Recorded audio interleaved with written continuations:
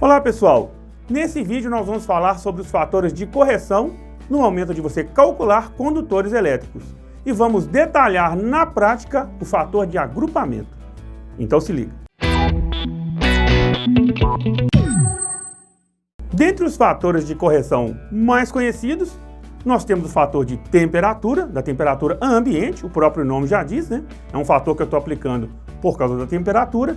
Temos a resistividade térmica do solo, que também está tratando de temperatura. E nós temos o fator de agrupamento, que também é por temperatura. Isso mesmo, algumas pessoas tendem a achar que nesse caso é um fator específico, seria mais por eletromagnetismo, interferência eletromagnética de um condutor com outro, mas nós vamos mostrar para vocês nesse vídeo que o fator de agrupamento também tem a ver com a temperatura. Então essa aqui foi a montagem que nós fizemos para mostrar a questão do fator de agrupamento. Mas nós falamos no começo desse vídeo que todos os fatores são voltados para a temperatura, resistividade térmica, temperatura e agrupamento. Por quê? Porque a temperatura é um fator predominante na capacidade de condução de corrente de um cabo. Quer entender um pouquinho melhor isso? Vamos ver o desenho que está entrando na tela. Eu tenho aí um condutor em corte, é como se eu estivesse vendo ele de lado. Tem a parte central ali, que é o condutor, e a parte que está em volta, que é a parte isolante. Para que esse cabo funcione corretamente, que ele conduza a corrente, eu preciso que ele faça isso, ou seja, que a corrente circule nele sem destruir a isolação. Isso é capacidade de condução de corrente. Capacidade de condução de corrente máxima de um cabo é a corrente máxima que ele pode conduzir sem danificar a sua isolação. Então, eu vou marcar dois pontos aqui nesse cabo, vou marcar um T1, que é um ponto interno que está ali entre a isolação e a parte de condutora, e o T2, que é a parte externa. O que eu preciso para que esse cabo funcione da forma correta, então? Que ele conduza a corrente da forma correta? Essa temperatura T1 tem que ser maior do que a temperatura T2. Assim eu tenho troca de calor da parte interna para a parte externa. Se eu tivesse o contrário, uma temperatura externa maior, eu estaria com a troca de calor no sentido contrário, que eu estaria jogando calor para dentro do cabo, para a gente falar de uma forma mais simples. Então aqui entra um erro das pessoas acharem que um condutor de 70 graus pode ser utilizado, por exemplo, em um ambiente até 70 graus. Ou que um cabo EPR, XLPE, pode ser usado em um ambiente até 90 graus.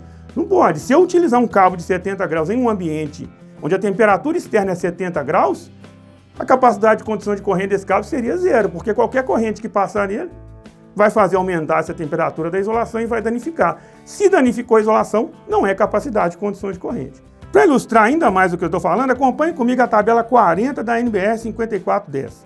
Na linha PVC, a gente vai acompanhar a temperatura ambiente e eu tenho os fatores de correção. Verifiquem que até 60 graus eu já tenho um fator de 0,5. A partir daí, para o cabo de PVC, eu não tenho mais fatores. Ou seja, foi aquilo que nós falamos, eu não posso usar um cabo de 70 graus num ambiente que tem temperatura ambiente de 70 graus. No caso do EPR XLPE, vai até 80, a gente sabe que ele tem uma isolação de 90. Você está vendo que a norma já me dá ali no 80, 0,41 de fator. Eu não tenho mais fatores além disso. Então está comprovado aqui pela própria NBR 5410 que essa temperatura trata da temperatura interna do cabo, a temperatura que o cabo vai conduzir uma corrente sem danificar a isolação. Vamos então ao nosso teste. Vocês já devem estar ouvindo um ruído no fundo, é a nossa máquina de teste já gerando a corrente passando pelos circuitos, mas eu vou explicar o que nós estamos fazendo. Nós escolhemos uma maneira de instalar.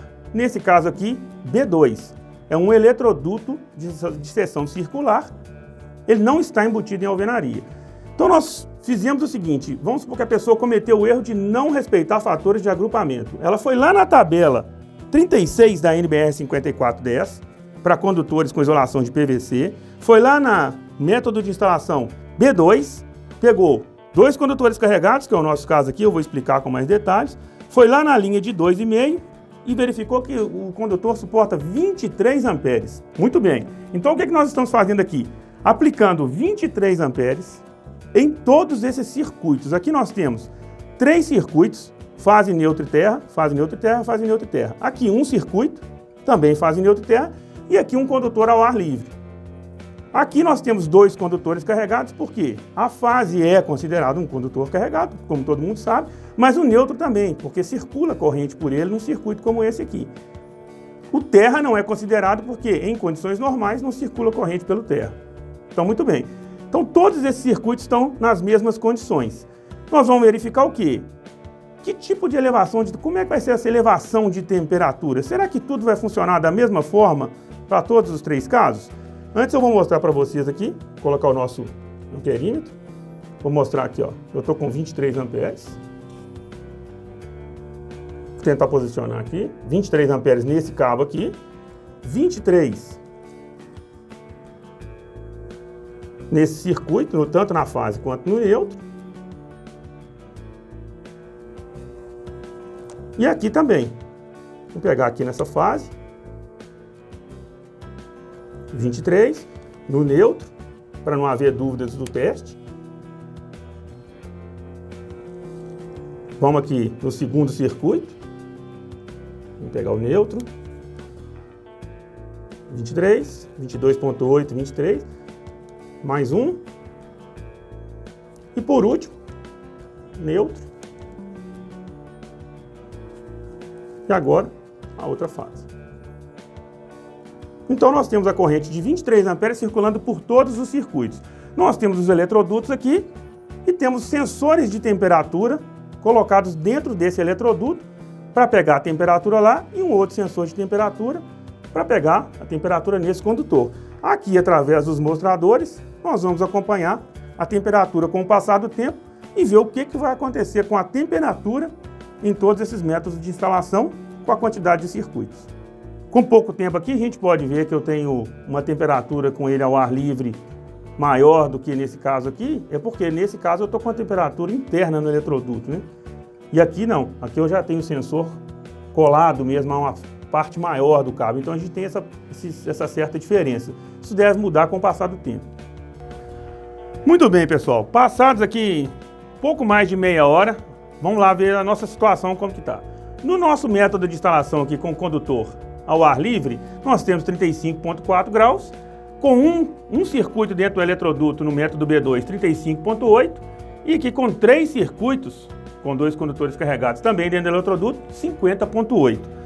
Por que essa proximidade aqui de temperatura dos dois sistemas aqui? É porque aqui eu estou com o sensor bem próximo da isolação do cabo, então eu estou pegando exatamente a temperatura da isolação desse cabo. Aqui eu já estou pegando a temperatura interna do eletroduto. Como eu não tenho local para dissipar aqui, esses condutores estão fazendo com que essa temperatura se eleve. Aqui eu tenho, se estivermos usando um condutor ao ar livre, eu tenho uma capacidade de troca de calor muito maior. Tanto é que um condutor de 2,5 tem a capacidade de 31 amperes se for utilizado ao ar livre. Então percebam que a capacidade de condução de corrente é uma coisa variável. Então, se alguém vai lá na tabela, digita no Google e pega a primeira tabelinha, capacidade de condução de corrente, o cabo 2,5 suporta quantos amperes? A melhor resposta para essa pergunta é depende. Quais as condições? Eu tenho que calcular, isso não existe mágica para isso. Agora, vamos ver no nosso caso aqui. Eu não respeitei os fatores de agrupamento e fui utilizar o cabo de 2,5 para a corrente de 23 amperes, com pouco tempo, olha aqui, a temperatura continua subindo. E olha que nós estamos em um local aqui que está climatizado, essas extremidades do cabo aqui, então assim, elas não estão tão próximas, elas já estão mais separadas. O eletroduto é um pequeno trecho, eu não tenho um eletroduto, um trecho maior. E olha lá o que eu tive, 50 graus. Então você imagina o seguinte, eu estou circulando pelo cabo a mesma corrente que eu teria numa condição como essa. E isso está errado. Eu não apliquei os fatores de correção aqui. Se eu aplicar os fatores de correção devido para esse cabo, eu vou reduzir a capacidade de condução de corrente de um cabo 2,5, que não vai passar mais a ter a capacidade de 23 amperes. Então, que fique muito claro, se o eletricista não está disposto a fazer o mínimo de cálculos, eu acho que é melhor ele mudar de profissão. Você tem que estar habituado com isso. Aqui a gente não está querendo dizer que todo mundo tem que ser um expert em cálculos, mas procure entender por que as coisas são feitas, por que elas são exigidas e como elas são feitas. Está aqui mais uma vez a Electricity provando na prática. Pessoal, é importante colocar uma coisa na cabeça. Na NBR 5410, nada é por acaso. Nada foi colocado ali por acaso. Tudo tem uma razão de ser. Tudo foi pensado para ser daquela forma que está ali. Então, o que nós estamos fazendo com esse vídeo? Mostrando na prática, com a maneira Eletricity, um termo da norma e a importância dele estar lá. Eu espero que vocês tenham gostado desse vídeo e até a próxima.